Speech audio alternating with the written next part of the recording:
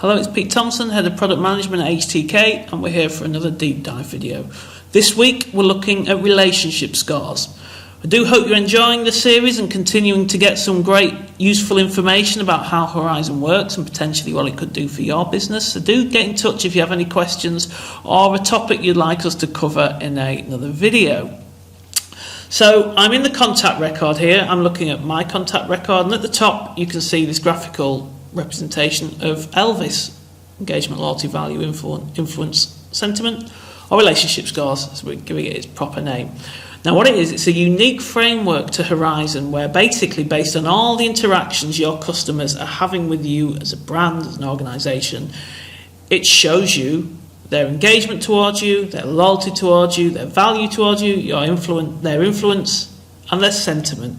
It monitors all those events and says, here you go, here are your really engaged people, here are your really valuable people, here are your people who aren't that loyal. And this allows you to really quickly get insight from that data and influence your marketing and loyalty strategy to drive the outcomes that you're wanting to see. Now the great thing is, this is fully configurable in the user interface and isn't a big development task to kind of get this up and running. So if I go to the Go to Relationship Scores button, this takes you to the configuration screen where usually getting going you work with our client services team and they'll talk you through how to use it, give you some advice. But you can go in here, you can tweak these settings at any time and decide what you want to drive engagement, what you want to drive loyalty, what you want to drive value, and set it all up here. So I'll just do a quick scroll down the page so you can see there's engagement, loyalty, value, influence and sentiment, and they're basically all the different actions or events as we call them that have been set up for each one. And you can use the same event in multiple things, so you might have redeeming an offer, which is a good sign of engagement, also a good sign of loyalty, so you can count towards the two. So if I wanted to add a new event, and this works the same for each one, the first thing you do is select the event. Now the great thing about Horizon is all the events are categorized in a way where each event has a category, a type and an action. And we can even process what we call custom events. So if you've got an event in an external system and you want to count that towards relationship scores, then you can configure it against the API, send it in, and it will appear in here in the list of events.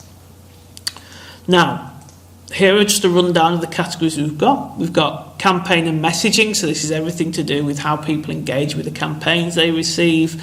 So you've got an email campaign. If someone gets to engage in that campaign, that could be a 1 or 2 star up on the engagement. It could be responded, it could be 1 down on their engagement score. You've got contact management, so if someone opts in or opts out of a particular types of messaging, then that could have a negative or positive impact on their relationship score. Profile activity, so if someone's tenure increases, they've been a customer for another year, that could have a positive impact on your customer relationship scores.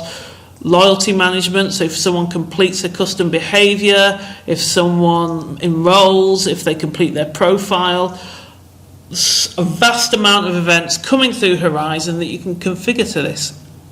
So let's select one and walk through the rest of the configuration. So let's simply say if someone engages with a campaign, that's going to have a positive impact on their relationship score. And as I say, you can configure this and change it any time. The next thing is the monitoring window. Now by default, the monitoring window is set to a month. Now the best way to think of this, if you think of a timeline, and along that timeline from now into the future and the past, things are happening.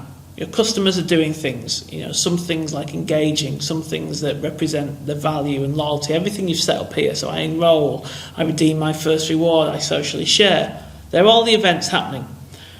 And for Horizon to work out what your engagement score is now in relation to the rest of the population, so think of it as if you were to stand all your customers in a row from least engaged to most engaged, that's what relationship scores is doing.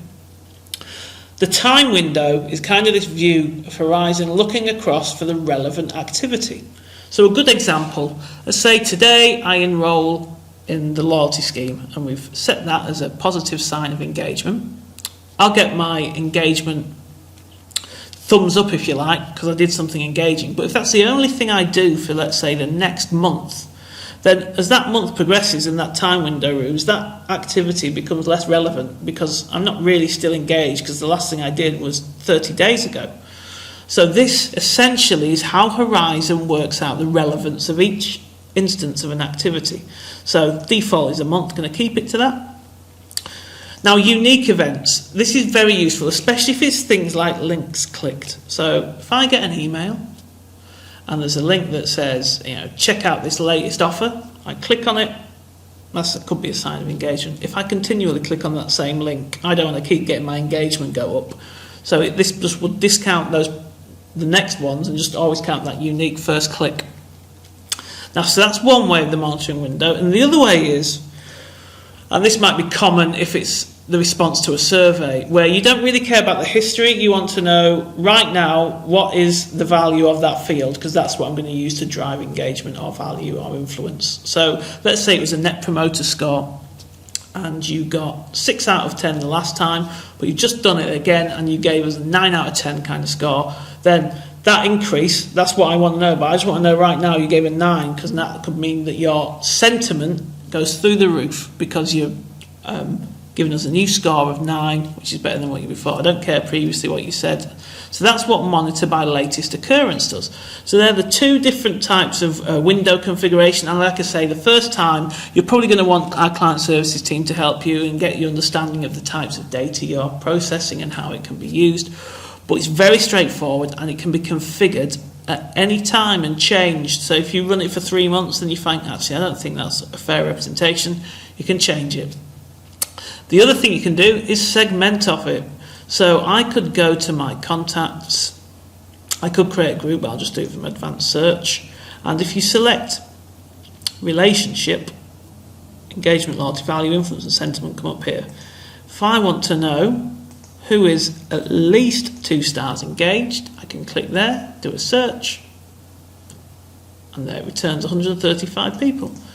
I could create that as a group and use it as a tag. So I've done this already. So if I go to offer management and look at my recommendation rules, there, at least 2 stars engaged. So if I go into this, you'll see that I've created a tag where I'm going to weight towards customers who are 2-star engaged, any offer, reward or behaviour tagged with this. And so again, I can check the rules, 135 contacts. So you can use the relationship scores of your customer base to influence the content they are being served. So your highly valuable customers may see a different set of rewards and offers that have a higher perceived value.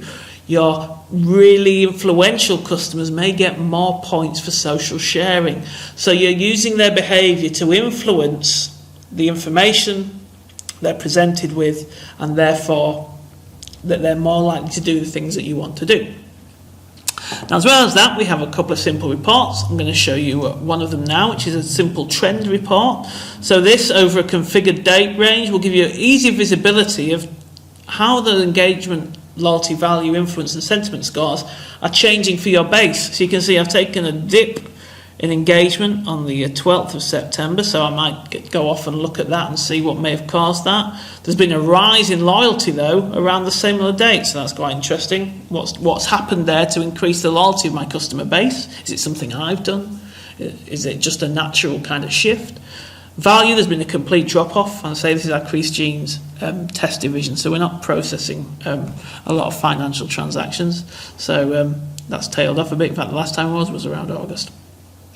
And influence has tailed off, but sentiment has improved and gone up a little bit. So even just from that simple report, you're getting some visually, okay, anything changed? Is engagement going up steady? Oh no, things have dropped there, right, I need to go and look at that, what's in that segment, and then you go back to the rule groups that we just built out to then maybe target people on that. So it's gives you a way to really, gives you some great insight on your customer base, first and foremost. It's easy to find. Once you've configured it, you don't have to go off and build complex groups and extract data into Excel and work out what it's telling you. You get that simple scoring mechanism.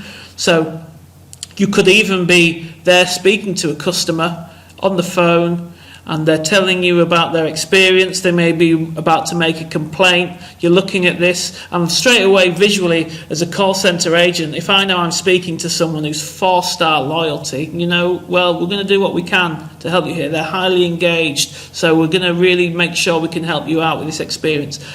Visually it gives a real good guide to whoever is looking at it what they might need to do.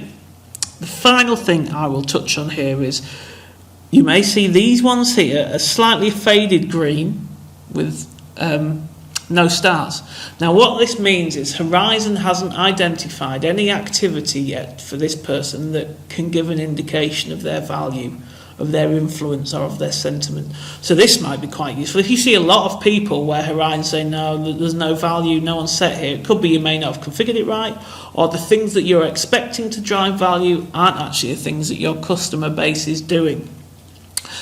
So I hope you found that interesting. That is a whistle-stop introduction to relationship scores. It's really powerful. The more data Horizon can get into it, the more relevant that's going to be for your business. So if you've seen this, you like it, do get in touch. We've got APIs that can integrate this data in and push it out as well. So it's going to be a real barometer for your business, a real way to use this unique framework to figure out what your customers feel about you as a brand, and also your marketing and loyalty strategies hitting the mark. We'll be back for another video next week. Thanks for your time, and we'll see you again soon.